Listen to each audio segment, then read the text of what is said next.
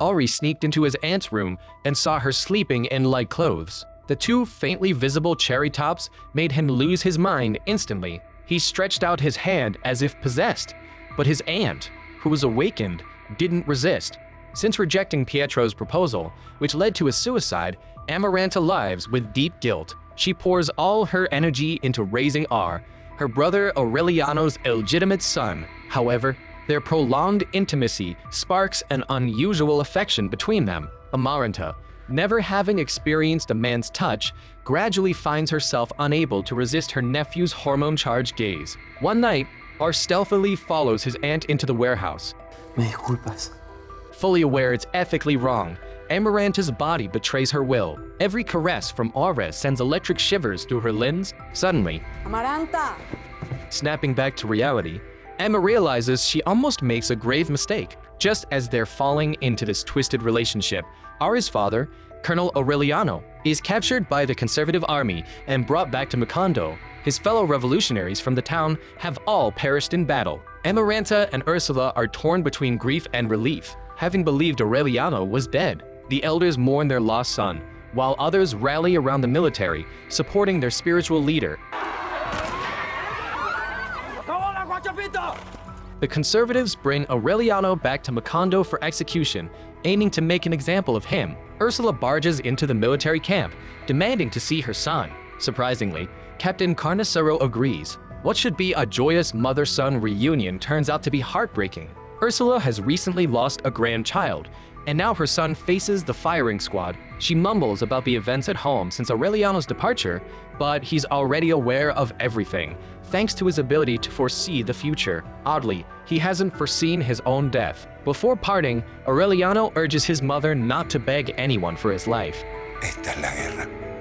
Mejor, haga de cuenta que me fusilaron hace rato. That evening, Captain Carnicero and his guards hit the local brothel to blow off some steam. To his surprise, all the girls give him the cold shoulder, with some even shooting him dirty looks. Nadie quiere acostarse con un condenado a muerte, Capitán Carnicero. Es de mala suerte. Pilar explains that she's done a reading. Anyone involved in Colonel Aureliano's execution is gonna bite the dust. Así se escondan en el fin del mundo. Carnicero starts to sweat bullets, not realizing Aureliano's got such clout around here. He tries to explain that he admires Colonel Aureliano, but has to follow orders as a soldier. Soon, the government greenlights Aureliano's execution, set to take place in Macondo Cemetery. Jose and Rebecca, living nearby, watch from afar, just like they did with Arcadio, facing the firing squad. Aureliano flashes back to that distant afternoon when his father showed him ice for the first time. Then, he pictures old Buendia sitting under the chestnut tree, lost in thoughts of him. A slight smile plays on Aureliano's lips. Meanwhile, Carnicero's getting more and more antsy, and his soldiers are looking spooked. Clearly, Pilar's prophecy from last night's got them rattled. Suddenly, Jose and Rebecca show up to crash the execution. They can't stand by and watch their brother get gunned down. But Carnicero orders his men to stand down and release Aureliano. Enviado por la divina providencia.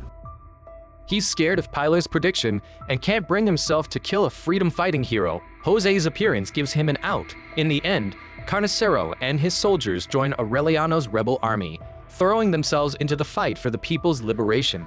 Over the next year, Macondo enjoys a long-overdue period of calm. Arcadio's widow gives birth to twins, breathing new life into the Buendia family. Jose and Rebecca, tired of living next to the graveyard, move into Arcadio's old mansion. As Jose steps inside, the door slams shut behind him mysteriously. A gunshot rings out, and blood seeps under the door. It seems to have a life of its own, flowing through the hallway, out the front door, down the street to the Buendia house, across the living room, and right up to Ursula's feet. Seeing this eerie sight, she knows something's up. She follows the blood trail and finds her eldest son dead. Rebecca has no clue how her husband died.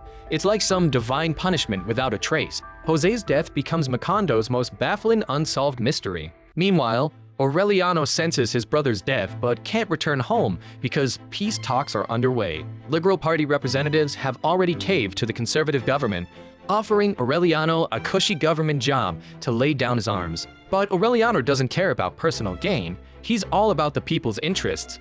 Firmamos cuando tengan algo más que ofrecerle a la gente. Mientras tanto, vamos a continuar con nuestras luchas.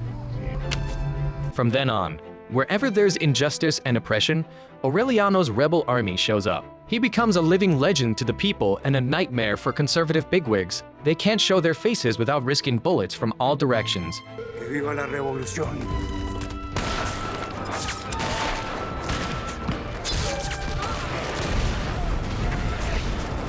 Aureliano always manages to slip away after each assassination, with the government putting a hefty price on his head. At first, Aureliano doesn't sweat it until a traitor tries to take him out for the reward. Though he dodges the death, he realizes the Liberal Party's got some bad apples. So he cleans house, weeding out traitors with an iron fist. Through countless fierce and brutal battles, Aureliano becomes tough as nails and cold as ice. Surprisingly, he and enemy General Macondo become kindred spirits. Despite being on opposite sides, they share the same political views. Todos los políticos son la misma mierda, Moncada. La única diferencia es que los liberales van a misa de 5 y los conservadores a misa de 8. Macondo's come to say goodbye. The government's appointed him as Macondo's military governor, Aureliano's hometown. He promises to look after Aureliano's people. Moncada keeps his word. He starts by swapping out the soldiers on the streets for unarmed cops, helping folks shake off the war jitters. He champions freedom and equality, making sure everyone gets a shot at education. The school, which had been used as a military barracks, finally gets back to its original purpose. During this time, Aura still can't get over his burning love for his aunt. Soy tu tía. Lo que estamos haciendo es horrible. Es cierto. Hermoso. Amaranta's almost ready to give in, but reason wins out over desire in the end. Her firm rejection breaks Aura's heart, and in typical rebellious fashion, he runs away to join the army. At the same time, Aureliano dreams his father's bringing him something. When he wakes up, he's holding a little yellow flower, a sign of decay and withering. Opening Aureliano's letter, Ursula breaks down in tears. Aureliano's hunches are usually spot on. Old Buendia's time is almost up. Ursula unties the ropes that have bound him for years, hoping he'll spend his final moments in peace and comfort. Trata de dormir un poquito. Mira que la tarde está bonita. But Buendia can't sleep. He wants to see the outside world one last time. When he opens the door, he enters a magical space. He sees his grandson, reuniting with his son Aureliano at the military camp. Buendia turns back to his room, relieved, only to see Arcadio and Melquiades bathing in the river. He rushes to swim over, afraid his dear friend might be swept away again. But what's lost can't be regained. Maybe it's time to let go of his worries. Then, a door appears in the middle of the river, leading to his alchemy lab where he spent most of his life. His descendants are busy studying the manuscripts he left behind. Aguilar, his old enemy killed by his spear, comes to guide him. They open the final door and step into a dazzling starry sky, fading into the distance. Countless tiny yellow flowers rain down silently, forming a quiet storm that sweeps through Macondo all night. The flowers cover rooftops and block doorways, forcing people to clear a path with shovels for the funeral procession. Everyone spontaneously pays their respects to Macondo's pioneer and founder. Amidst a sea of flowers, Buendia ends his final journey. He remains forever in the free land he built with his own hands. The glory of the first generation of the Buendia family comes to an end, but his descendants continue to write their own legends, generation after generation. Years later, Macondo's back on high alert because Aureliano's marching in with his army. The government orders General Moncada to hold Macondo at all costs, and war is about to engulf the town again. Ursula storms into the military camp in a rage, but the son she finds there seems like a stranger. His face has hardened into steel, showing a coldness and disregard for old ties that she's never seen before. Hace rato que no estábamos tan tranquilos. ¿Sabes cuántos años llevo esperando el momento de recuperar Macondo para nuestra causa? No sé, pero lo que sí sé es que estás a tiempo de hacer lo correcto. Ursula can't talk Aureliano into withdrawing, and war breaks out. With Aureliano's battle cry and charge, the first season of Netflix's 100 Years of Solitude comes to a close.